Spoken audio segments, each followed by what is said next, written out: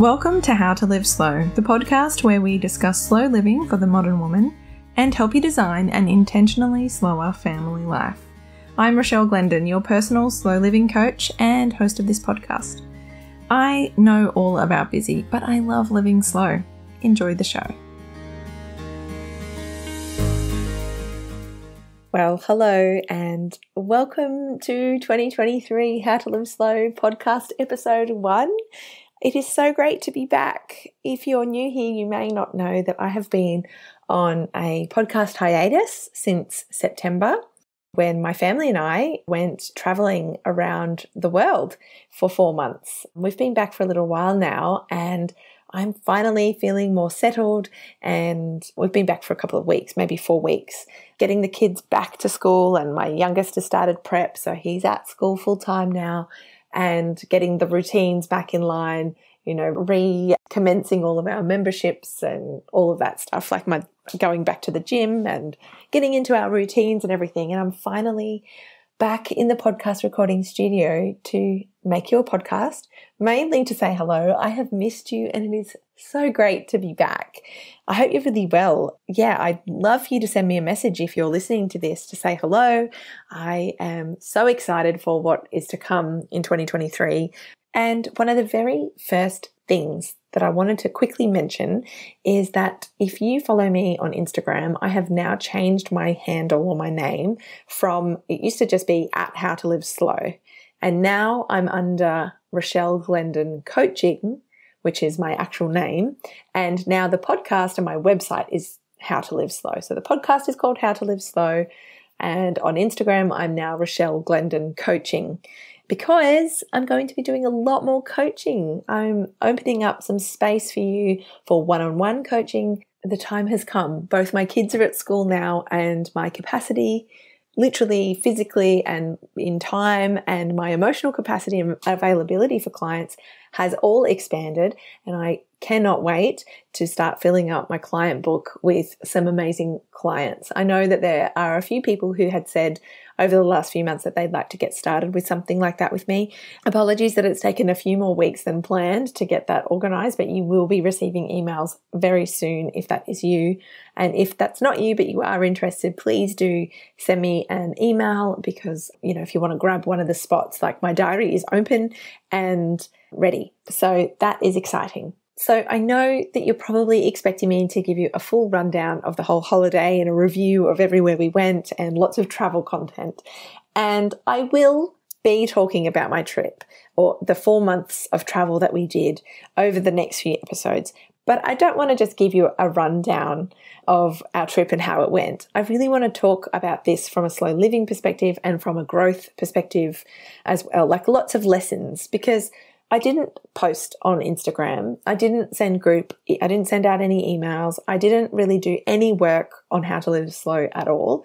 I think I did maybe 5 or 6 posts on Instagram over the 4 months. I took a complete break. I mean, I was still looking on there. I was still connecting with, my favorite accounts and chatting with some people, but I didn't really look for the lessons at the time. I kept a journal, I took notes, I reflected and reviewed, and I came together with my family and we worked on our relationship and the way that we, tackle problems and things. And I'm now looking at the whole trip in its entirety. And now that we're reintegrated back into normal daily life at home, I can really see the full spectrum of everything we experienced rather than sharing it in real time.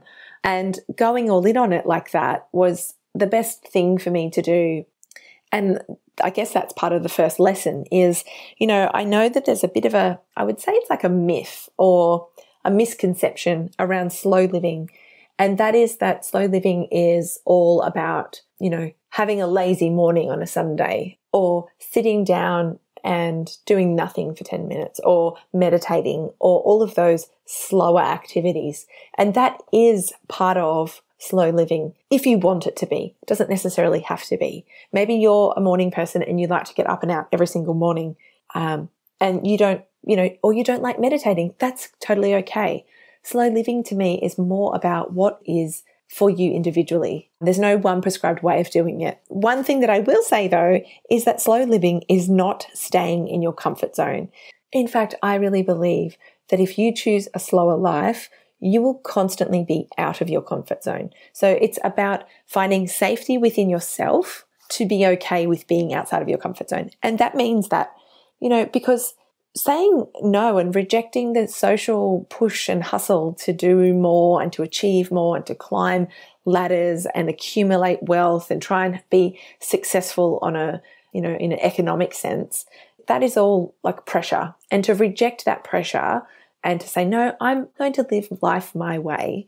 Anyway, like even if it's not slow living, if it's some other way of living that's outside the norm of what would be not acceptable, but what most people are doing, that is inherently uncomfortable because you want to be able to live your life the way you want to without it being a commentary on other people's way of life, or, also that doing things outside the norm is just wildly uncomfortable and it just feels awkward and you're not really sure how to answer questions about it, or, people kind of commenting or whatever it is. Like, you know what I'm trying to say there. So I think that slow living is inherently outside your comfort zone.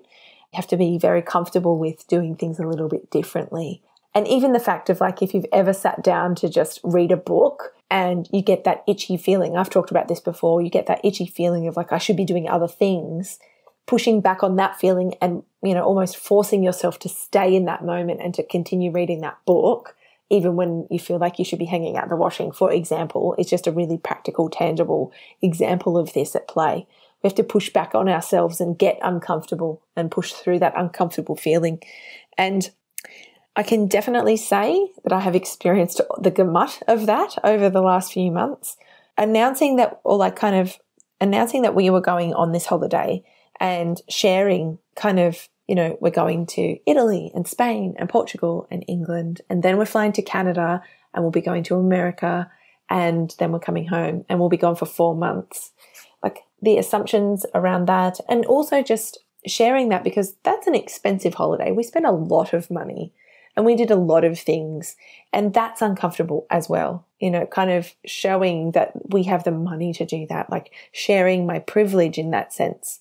Because how much of our internalized training and socialization is you don't talk about money, and you should try and achieve and accumulate as much money as possible and be successful and get ahead, but don't be showy with it, except for also don't look like you're poor. It's such a weird conundrum, like we have this strange, thing about money anyway. So I just felt a little bit uncomfortable sharing that we were doing this trip, particularly in the face of a lot of financial challenge that the world is facing at the moment, and inflation and everything like that. We definitely felt the effects of that and that was another amazing thing about traveling around the world, was literally seeing how different countries are coping with, the climate issues and the economic issues that the world is currently facing. And that was a really illuminating thing. All sorts of stuff that we can explore over time. And if you want to talk more about this, please let me know. I'm happy to explore it even further. But I want to really hone in on the point of being outside your comfort zone with another kind of tangible example of why I really believe that it doesn't need to be an expensive trip, but to step outside of your ordinary daily life in some capacity, if you can, is such a great thing to do as a family. Especially because like our kids are little for such a short amount of time, and the benefits that I have seen for our family and for the kids, I'm so grateful that we have the ability to provide that for ourselves. It's been such a great thing to do, but it wasn't all easy. That's what I really want to highlight. There was a lot of our travel and a lot of our trip was tricky. Being together 24/7, that's not always easy. All 4 of us have our different sleeping patterns and our different dietary requirements and preferences, and we have different tolerances for noise. And it was just interesting to see the way that we each struggled in different ways and the way we each thrived in different ways and the different experiences we were all interested in having. And, my expectations around what the kids will enjoy and what I want to do versus what they actually enjoyed and what they actually found good. It was wildly different. And I felt quite uncomfortable about that because I was like, well, hang on. I'm this person who talks about slow living and gentle parenting and lifestyle and being connected with your family, but they're not connecting the way I want them to. Why aren't they liking this, museum? why do they want to go to the park when I want them to learn something? And I just had to get through that and realize that actually forcing it to be a certain way was just, really pushing me to have a bad experience. And we found our way, we found our groove, and it was incredible. And a lot of challenges came our way along our time, and some of them were quite fun in a sense, like the busy train, for example. We went to Milan, or we didn't stop in Milan, but we had to go via Milan to get a few places. We caught the train quite a bit around Italy, and we found ourselves at Milan train station because it's quite a central hub for changing trains. And it is such a chaotic, busy train station. And what happens is I think there might be about, I can't exactly remember, but I think there's about 20 platforms. And your train platform, because they're all cross-country platforms, like cross-country trains, so it's not just, the local train stations around the city of Milan, but like the ones that go from Milan to Paloma or Venice or Como or down to Turin, all that sort of thing. Different, long distance kind of trains. You know what I'm saying. Anyway, so there's a lot of people with a lot of luggage, and we all have to mingle in this one area, and and everybody's looking at these screens, and you've got 15 minutes before your train is due to depart. It's announced what platform you're on. So everybody's like waiting for the train to be announced.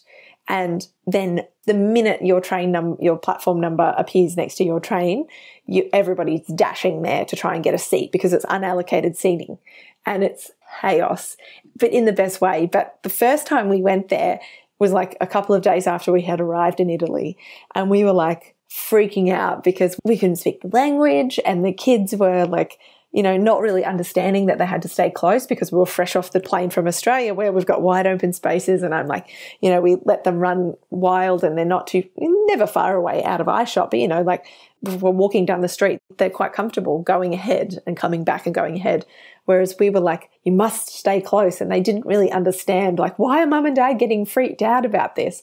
But like a couple of times we got separated from them on the platform because people didn't realize there was a kid there with us or whatever. And so we were quite stressed, like, we get on the train, like, we made it, And then the next couple of, I think it was a week later, we went back there, and it was just, we knew what to expect. That unfamiliar, like that out of that comfort zone feeling was kind of gone a little bit. We knew it. We had a strategy, we had a plan, and we nailed it. And it was so great to sort of have that, sense of accomplishment because we had figured this thing out. And on reflection, like the kids, like particularly my oldest, was a bit shy speaking, before we went.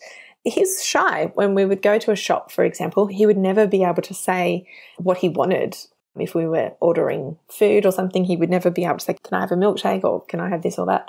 Even with people that we saw almost every day at different, at the coffee shop across the road from the school, we would go almost every day to get my coffee, and sometimes I'd get him a milkshake, and he would never be able to say it. Can I have a milkshake, please? A strawberry milkshake or whatever.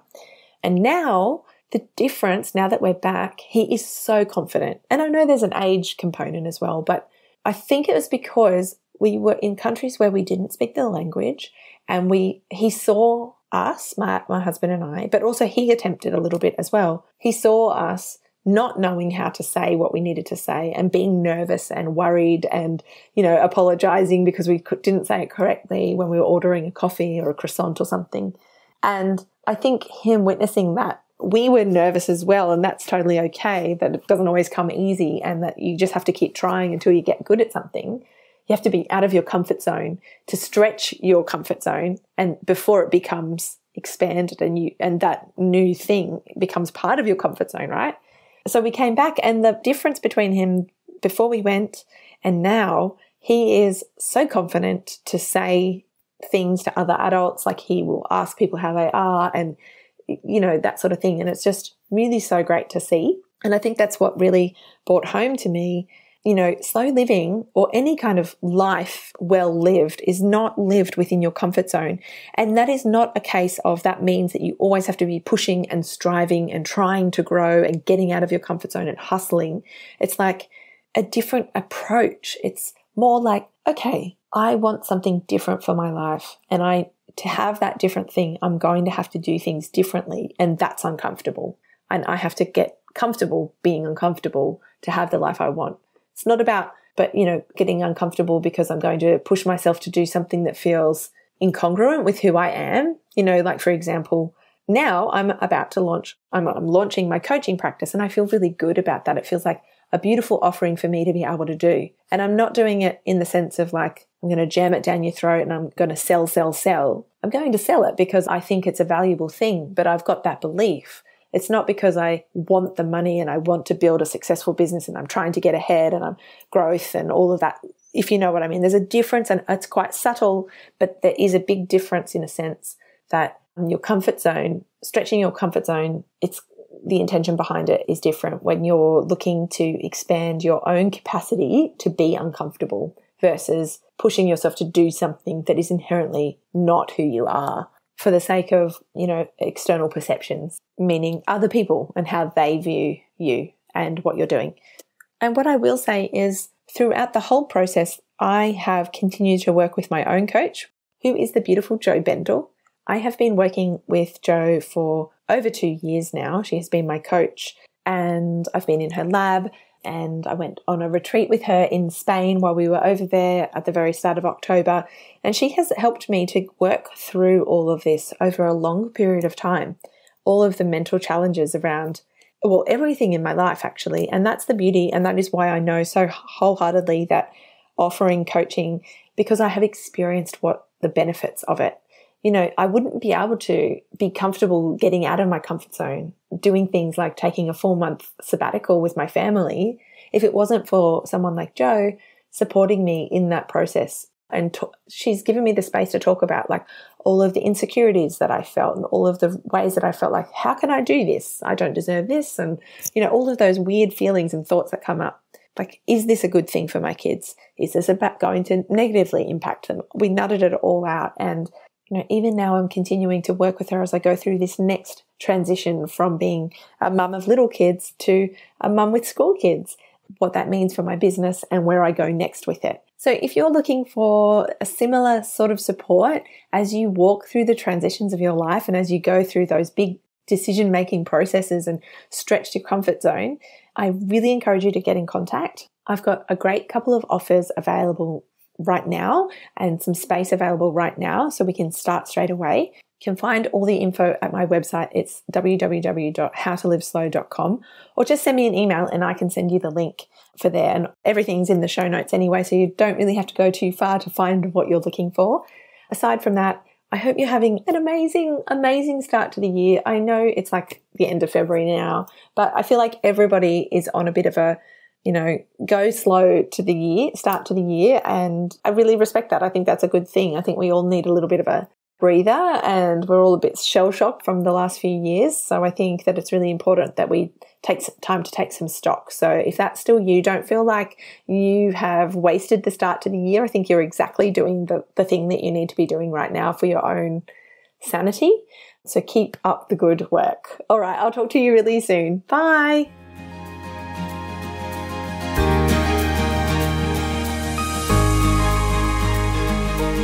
That's it for another episode. Thank you so much for joining me today. If you'd like to connect further, the show notes from today's episode, including all the social links and free resources, are over on my website, howtoliveslow.com/podcast.